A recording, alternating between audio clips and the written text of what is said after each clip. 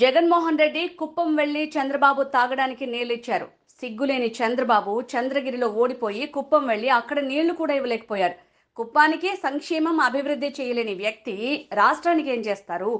ప్రతి ఎలక్షన్ కి ముందు బీసీలు, మైనారిటీలు, ఎస్సీలు, పేదవాళ్లు చంద్రబాబుకి గుర్తొస్తారు.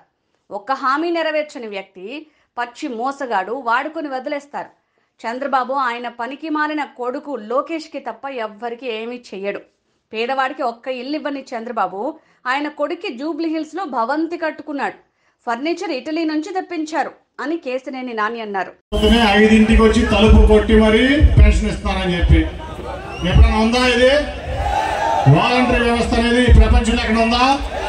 మన దేశంలో లేని ప్రపంచంలోనే 50 కుటుంబాలకు ఒక వాలంటీర్ని పెట్టి ఆ కుటుంబం బాగోగులు చేసేటువంటి వ్యవస్థ ఈ ప్రపంచంలో నేను చూడలా.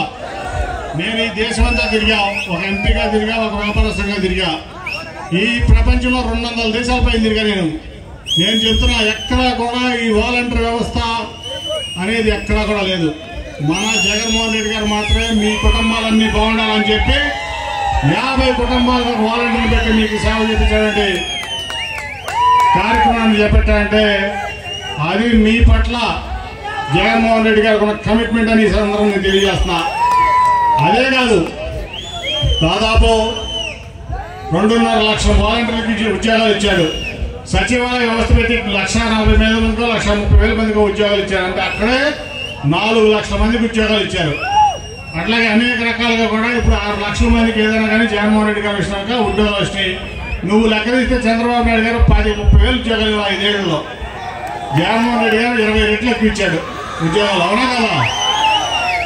అట్లాగే 30,000 కోట్లు పెట్టిందా చెప్పాను. నువ్వు ఒక సెక్రటరియట్ కట్టలేకపోతే జగన్మోహన్ రెడ్డి 11,000 సెక్రటరియట్లు కట్టి చూపించాడు, ఆర్బికేలు కట్టి చూపించాడు, రైతు భరోసా కేంద్రాలు కట్టి చూపించాడు. అది పక్కన పెడితే 88,500 కోట్లు 17 వైద్య కళాశాలలో మీకోసం. ఎందుకంటే వైద్య కళాశాలలు అంటే వైద్యం చదువుకోవడానికి మాత్రమే కాదు. ఒక వైద్య కళాశాల పెడితే దాంట్లో 500-600 పడకల హాస్పిటల్ వస్తే, మల్టీ స్పెషాలిటీ, సూపర్ స్పెషాలిటీ వస్తే మీకు బ్రహ్మాండమైన వైద్యం జరిగి మీ అందరూ ఆరోగ్యంగా ఉంటారని ఆయన ఉద్దేశం. దానికి 8500 కోట్లు ఖర్చు పెట్టింది ఎవరు? జగన్మోహన్ రెడ్డి గారు. అవునా కదా? ఎవరు? అట్లాగే 4 ఓడరేవులు, పోర్ట్లు, 8 ఫిషింగ్ హార్బర్లు.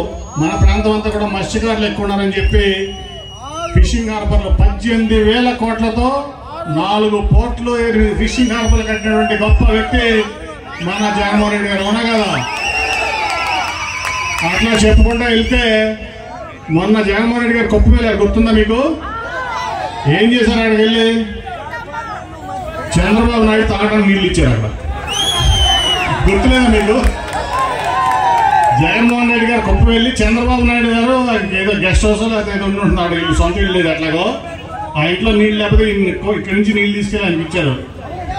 ఆయన సిగ్గు లేదు. దాదాపు కుప్పం చంద్రగిరిలో సొంత ఊర్లో ఓడిపోయి కుప్పం వెళ్ళి ఇప్పుడు కుప్పానికే నీళ్ళు ఇవ్వలేకపోయింది చెప్పి చంద్రబాబు నాయుడు గారు జగన్మోహన్ రెడ్డి గారు అభివృద్ధి చేయలేదంటే ఎవరైనా నమ్ముతారా? నీ కుప్పం ఒక ఆర్టీఓ డివిజన్ చేసుకోలేకపోయావు, ఒక డిఎస్పీ ఆఫీస్ పెట్టలేకపోయావు. జగన్మోహన్ రెడ్డి గారు వచ్చి కుప్పాన్ని ఒక ఆర్టీఓ డివిజన్ చేశాడు, ఒక డిఎస్పీ ఆఫీస్ పెట్టాడు, కుప్పానికి నీళ్లు ఇచ్చాడు, కుప్పానికి సంక్షేమం ఇచ్చాడు, కుప్పానికి అభివృద్ధి ఇచ్చాడు. మీ సొంత ఆయన పనికిమాలిన కొడుకు లోకేష్ తప్ప ఎవరికేం చేయడు. నిన్న నేను తిరుపతిరావు గారు మైలవరం 4 మండలాలు పర్యటించాం. దాదాపు 30,000 పైన ఇళ్ల పట్టాలు ఇచ్చాం. నిన్న రిజిస్ట్రేషన్ చేసి నాకు తెలుసు 2014 నుంచి 2019 వరకు కేంద్రం 5 లక్షలు ఇల్లు ఇచ్చింది చంద్రబాబు నాయుడికి. నువ్వు కట్టి పేదలకు ఉచితంగా ఇవ్వని. ఒక్క ఇల్లు ఇచ్చాడా? ఈయన మాత్రం ఈయన కొడుకు కోసం జూబ్లీ హిల్స్ లో పెద్ద ప్యాలెస్ కట్టుకున్నాడు. దానికి ఫర్నిచర్ ఇటలీ నుంచి తెప్పించాడు. ఎక్కడి నుంచి? ఇటలీ నుంచి తెప్పించాడు. కానీ పేదోడికి మటుకు ఒక్క ఇల్లు ఇవ్వాల. ఇవాళ వచ్చి నాకు ఓటేయండి, మీకు అది చేస్తాను, మీకు ఇది చేస్తానంటే ఎవరైనా నమ్ముతారా? ఆయన్ని ఎవరో నమ్మరు. పచ్చి మోసగాడు, చెప్పిన మాట మీద నిలబడే వ్యక్తి కాదు. పచ్చి అబద్ధాలు కోరు వ్యక్తుల్ని అందరినీ వాడుకుని వదిలేసే రకం. ఇవాళ మనందరం బాగుండాలంటే ఏం జరగాలి?